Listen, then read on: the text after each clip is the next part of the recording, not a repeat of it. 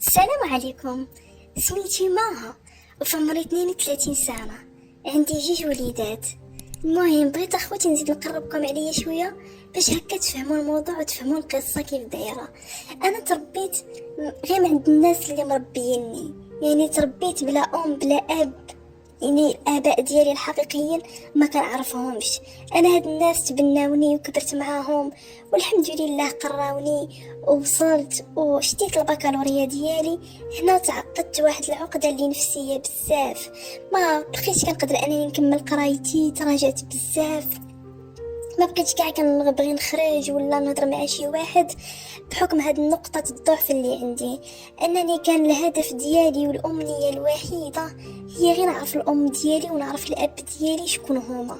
صراحة الله يعني نتوما تسمعوا هاد القصة غادي تكون عادية، ولكن باش تكون مربياك غير وحدة وهي ما بغياش تقول لك الام ديالك الحقيقية راها في شكل، هي ماشي راها ما بغاش توريها لي زعما قباحه، ولا هي ما بغاش توريها لي، خافت على انني نمشي نعيش مع امي الحقيقيه ونخليها هي نسمح فيها.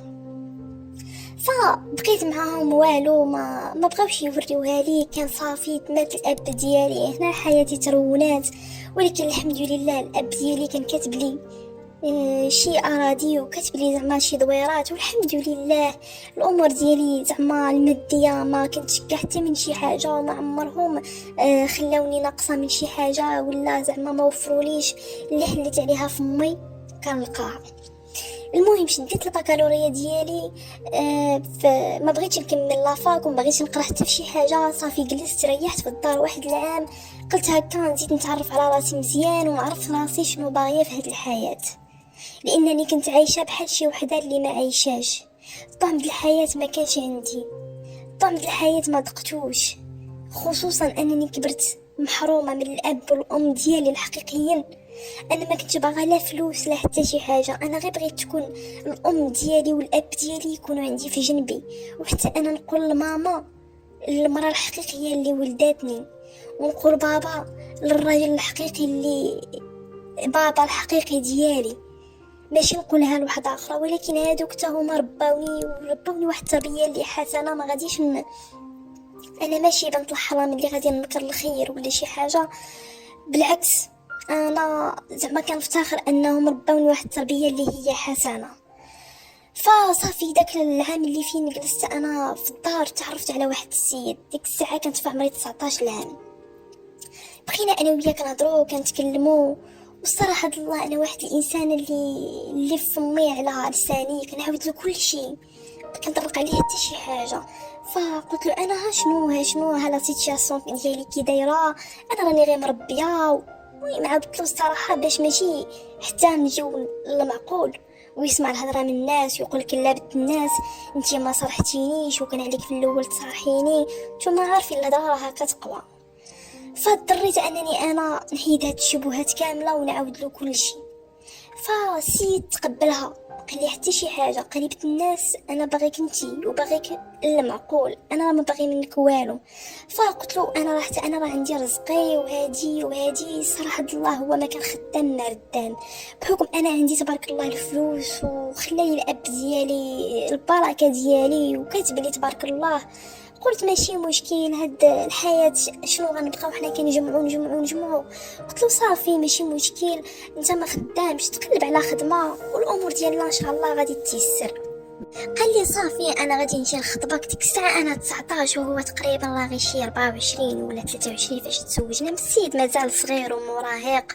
وانا ملي كبرت وعرفت ان السيد راه تزوج عليا غير على حساب الفلوس وعلى حساب الطمع. مهم فبقيت هكاك كنهضر مع السيد كنتكلم، جا خطبني من عند والديا تزوجت بيه، واخا والديا اللي مربيني راه رفضوا بتاتا، قالوا لي بنتي هذا راه ماشي من المستوى ديالك، وحنا ربيناك واحد التربيه اللي حسنه وبغيناك نعطيوك على الاقل لشي راجل اللي خدام اللي يقد بيك، ماشي انت هادشي اللي عندك تبيعيه وتوكليه له.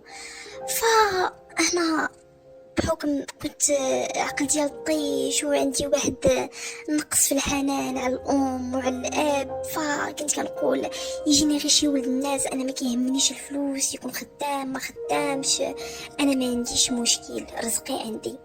فانا هذه هي كانت الفكره ديالي. فصافي تزوجت بهذا السيد، مشيت سكنت في الدار اللي خلالي الاب ديالي الله يرحمه. فسكنت فيها والسيد بحال هزيتي واحد وحطيتي واحد، كل مره كيبقى كيقول لي شوفي بيعي ديك الارض وناكلوها، بيعي ديك الارض وشري لي هكا شي طوموبيل نبقاو نخرجوا ونتفسحوا فيه انا وياك ونعيشوا حياتنا. فبقى كيقولها لي بحال هاد النهار بحال غدا بحال هاد النهار بحال غدا. ففعلا صافي انا ضغط عليا بزاف، وخصوصا ما عندي لا حليل الله رحيم، الاب ديالي مات وخا مربيني يعني كان نعمة الرجل.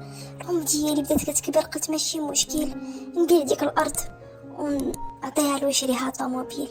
ففعلا بعت الارض وشريت له طوموبيل، وهنا بداو المشاكل بيني وبينه. علاش؟ قال لك الطوموبيل يكتبها في سميتو. قلت له لا ما تكتبهاش، انا وياك بحال بحال وخليها في سميتي. لا انت ما كتثقيش فيا وهادي. فقلت ما نديرهاش من يد الصداع، خلي الطوموبيل على سميتو. فخليت له الطوموبيل على سميتو. قلت ماشي مشكل، انا ما ناوياش انني نخونو ولا انني ناويه زعما نهضر مع شي واحد ولا نتكلم، انا ناويه نكمل معاه واحد الحياه زوجيه وندير وليداتي. فصافي كتبت له الطوموبيل على سميتو ومرضنا ما عنده باس. تخيلوا معايا ان ديك الطوموبيل بحال الا كيهز فايج ديال البنات ويحط فايج البنات. هادشي كيقولوه لي صحاباتي وكيجيو عندي حتى صحابهم، لانني انا كنت متلوقه مع صحابو وكنهضر معاهم وكنتكلم معاهم، وزعما كيقولوا لي اختي راكي كتهزي علينا، وراه راجلك ها شنو كيدير واشنو كيدير. ما كنتش كنتيقهم كاع، كنقول لا ما يمكنش، غير حيت حتى هما شايفين عندي الفلوس وباغيين يفرقوني على راجلي باش نتزوج بهم ولا شي حاجه. فصافي ما كنتش كنتيق، وخصوصا الناس كيجيو كيقولوا لي والله ما كنت كنتيق، بحال الا كندير لي شي مغناطيس ولا كنمعيشني واحد ما عرفتش، ما كنتيقهمش وكنتيق راجلي. شحال من مره كنواجهو كنقول له شوف راه فلانه راه شافتك مركب شي جوج البنات ووحده القدام معاك، واش انت هذيك الطوموبيل شريتها لك باش تركب فيها البنات؟ كيقول لي لا وحق الله وكذا وهادي لا راه كيضحكوا عليا وراه هادشي ما كاين، شو كيزيدوا عليا الهضره. فالسيد كيحلف بالله، قلت ماشي مشكل خليه براسو مني غادي يحصل. ففعلا الناس والو، كل مره كيجيو كيقولوا لي فلان شنو ضرني خاطري بزاف. فانا كان عندي واحد الكليب حاشاكم كنت مربيه الصراحه عندي عزيز بزاف. فكنت كنمشي هكا واحد مول الدجاج كان حدانا، كان كيعطيني الرجلين ديال الدجاج، وكل مره شنو كنشري الكليب باش كنوكلو. انا بحال هاد النهار بحال غدا في المره الاوليه دوك الرجلين ديال الدجاج كان كيبيعوهم لي. من بعد قال لي صافي يعني انت راني عرفتك شكون انت وراكي ساكنه غير حدانا وجارتي وهادي، صافي الرجاله تبقى تجي ليهم فابور وما تخلصيني ما نخلصك. قلت له لا حتى انت راه زعما حل المحل ديالك راك ترزق الله. قال لي لا، قال لي المهم بقيت مشي كنهز دوك الرجيلات وكنديهم للكلب، ولا بغيت هكا نشري من عنده شي دجاج صافي وليت كنتصارف غير معاه. كنت شحال هادي كل مره ملي كنجيب الدجاج بحال دابا مشيت للسوق كنشري من حانوت في السوق، كل مره منين كنشري. دابا لا رجعت كنشري من عنده وكنتقدى من عنده. هو ديك الساعه كان كبير عليا تقريبا غير شي 3 سنين ولا 4 سنين، ما كانش كبير عليا بزاف وباقي جون وكيلبس مزيان وتشويكه وهادي. المهم مأنتك على الحاله. قال لي راه بغيت غير نسولك وما تاخدهاش مني قلت الصواب. قلت له لا مرحبا، ما زعما عادي غير سولني، انا حسبني غادي يسولني زعما على شي حاجه ديالي انا. قال لي واحد الطوموبيل هنا كتكون في الكري ديال من؟ قلت له انت كتسولني هذا السؤال يعني ملي عارف انت الطوموبيل ديال من راك عارف شكون كيركب فيها؟ انا ضحكت زعما انا كنقصد راجلي. هو بحال اللي عرفتي هذوك اللي كتجيو كتضربوا على راسو، هو بدا يقرر لي. قال لي لا وهاتي، قال لي انا ما كنطلبش على البنات اللي كيركبوا فيها على الولد، واش هذاك شكون؟ واش خوك ولا شنو؟ قلت له انا بنات. هذوك البنات. قلت له عرفتهم مالهم؟ قال لي راه ماشي بنات، قال لي راه كل مره كيحطوا وحدين ويهزوا وحدين. قال لي لكن خوك راه قول له يهضر زعما يدير عقلو، راه هاد الطيش راه ما نافعلوش. قلت له شوف نجيك الصراحه. قال لي قلت له غير قرلي. قلت له انا راه ما عارفه والو. قالت لي هذاك الراجل اللي كتهضري عليه هذاك راه راجلي ماشي خويا. شتي بحالي لا ضربتو بواحد الطريقه. شتي السيد ولا يزرق ويحمر ويخضر. ندم على النهار اللي فاش تكلم لي فيه. قلت له غير قرقر. قلت له انا راجلي عارفه ان راه كيخوني مع البنات وعارفه هادشي. قلت له اصلا حتى في الدار ما بقاش كيتعامل معايا مزيان وانا هادشي حاسه بيه. والمراه كتحس بالراجل ملي كيبقاش كيتعامل معاها مزيان. هادشي الحمد لله ربي عطيها لنا فطره. قال لي شو بنت الناس انا راني عاذرك وفعلا راجلك راه كيخونك وكيسكر مع البنات كيخلي ما يدير. قال لي وانتي بقيتي فيا انك محترمه راسك وزعما ما كديري حتى شي حاجه. شنو السبب اللي خلاه انه يخون هاد الزين كامل؟ قلت له مع راسي هادشي قلت غير مع راسي ما قلتولوش هو. قلت له فعلا السيد ما بغيش يدير عقله. عندي 2 ولاد ومازالين صغار وما حشمش و2 ولاد شي فوق شي يعني بين اولاد العام والسيد والو ما باغيش يحشم. قلت له اقسم بالله الا كيف درتي لي غادي ندير لك حتى يجيو الناس يقولوا لك فلانه وراها خانتك. لانني انا عييت بالخيانه. كنعطيه فلوس شريت له طوموبيل مسكنها في داري بعت الارض اللي كناكلو انا وياه وانت شنو زايد لي؟ حتى الحب والحنان وعلاقه بحالي بحال العيالات ما مستفداش منك. شنو السبب اللي خلاني انني زعما نبقى معاك هكا؟ انا عييت. قال لي مول الدجاج. قال لي والله العظيم قال لي كتبقاي فيا وانتي زوينه واحد الانسانه اللي طيبه وصراحه الله باينه فيك بنت الناس. قلت له انا هذاك ولد الدجاج بقى زعما بحال الا شي واحد جا فشني. قلت له انا براسي ما عارفه السبب اللي كيخلي راجلي يخونني. قال لي شوفي قال لي الراجل ما كتقضي عليه غير المراه. قال لي حتى انتي خوني. قلت له كيفاش مع من غادي نخونو انا ما كنعرف حتى شي واحد وهادي. قال لي شوف راه الراجل كيحمق على المراه اللي كتكون كتجرجرو وكتخونو وهادي. قلت له بقى كيلعب لي على دماغي. قلت له لا انا ما نقدرش نخون راجلي وهادي نقدر نطلقو ما نخونوش. واخا بعض المرات كيلعب لي الشيطان كنقول لا والله حتى نخونو وندير حتى انا اللي في جهدي. فبقى راسي كيدور وقلت اقسم بالله هاد مولا الدجاج تنطيحو في الشبكه. هو فتح لي عطاني الضوء الخضر علاش ما نكملش. فقلت له يلا الله يعاونك تغدا ان شاء الله ونجي للرجيلات تاني.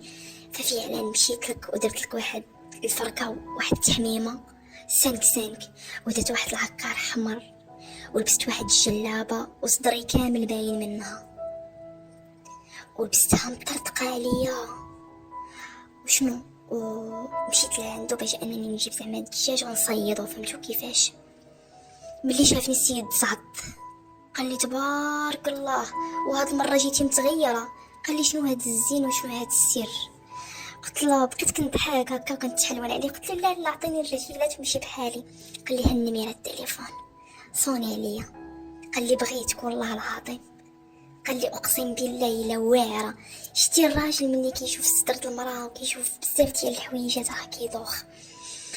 فصافي مشيت للدار صونيت عليه بالتليفون. قلت له كي جيتك اليوم انا هكا دخلت معاه ما حشمت منه ما والو لان راجلي ماشي راجل وعييت ما نصبر له. قال لي اقسم بالله الا جيتي فينا. قال لي شنو قال لك نخرجوا نتقهواو انا وياك؟ قلت له نخرجوا.